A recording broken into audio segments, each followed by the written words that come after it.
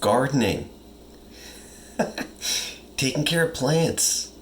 I mean, I talk so much about like what's insane, what's wrong with us, quote unquote wrong, why we're so crazy.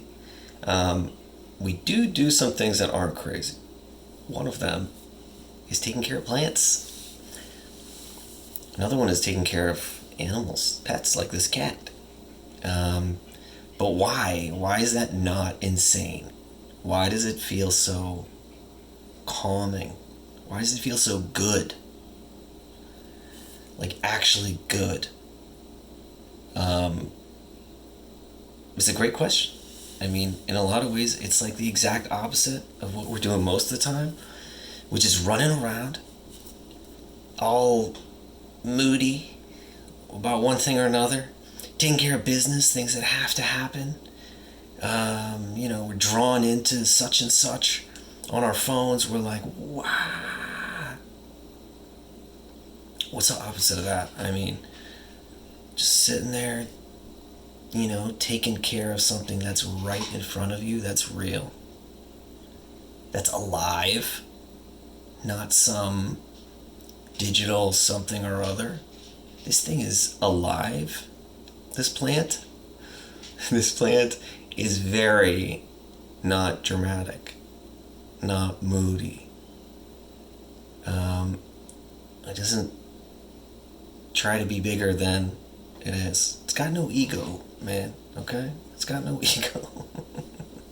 It is living the real life.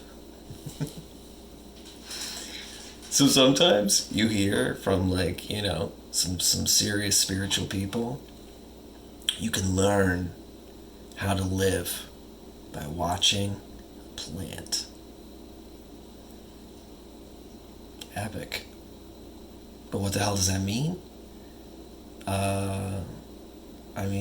The way I see it pretty simply is that they're not wasting any time. Look at these plants.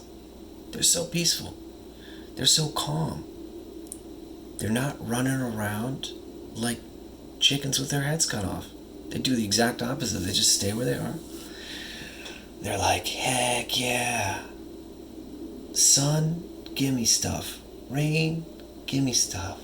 I'll take it. Acceptance. Just being. They don't think. Obviously they're not thinking the way that we think.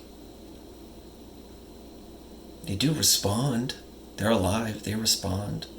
They die, or they thrive, or they whatever, have a lifespan, just like we do. But are they struggling? Oh man, are they suffering? No.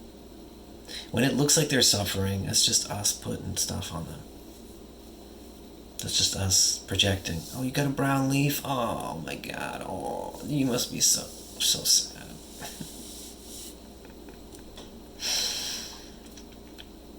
They're sane. So if you spend time with them, if you take care of them, I almost said the word study. Not really study, but watch, look, take it in. When they make a new leaf, what a freaking miracle. They give birth to this new leaf. There's a rubber plant out there making a new leaf. It's like almost spring. Is it technically spring? I guess. It's getting warmer. They're doing stuff. They're like, yes.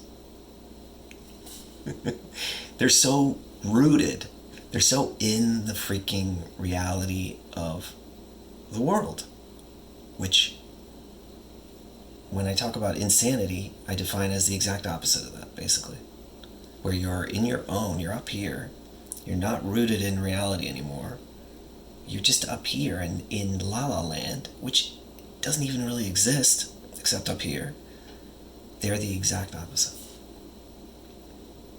And then you can go, so you're spending time with these sane creatures, okay? Plants.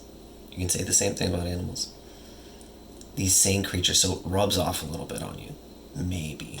Or you see an alternative to the insanity that's going on up here the whole time and all around us. It's an alternative. They are showing it to us. But then when you're taking care of them, it is also like just the habit of it, or the discipline it takes to keep a plant alive when it's in your house. During winter it comes in the house. Then you have to take care of it. You have to watch it. You have to be aware of it, and you have to look. You learn over years. Some of these plants I've had for years now.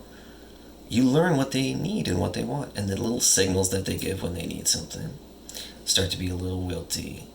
They need water, or they got some dark tips on their leaves. Or which parts of the house they can stay in, just like out there, where they'll be happy and where they won't be. But they're so simple. So it's great practice for people. People are very complicated. Plants, not so much. Pretty predictable. You can get to know what they like and what they don't like. Oh man, it's just so refreshing. And just like any activity, really, if you super connect to it, or you're super present when you're doing it, it immediately becomes a teaching moment. You're really there, and then you're there to soak up everything that is there to experience and learn and everything else. But plants are so sane, and you get to interact with them. I mean, like bonsai tree growing. I aspire to do that one day. I don't think I'm ready, but that's like the ultimate. It's an art, it's a spiritual practice. Such an interaction with a life form that takes a lot of knowledge and skill, and you shape something into something beautiful that it wouldn't have been without you. But also you have no control over what is going on in there. I mean, you don't know what all the magic that's going on in there, but you can interact with it. Beautiful.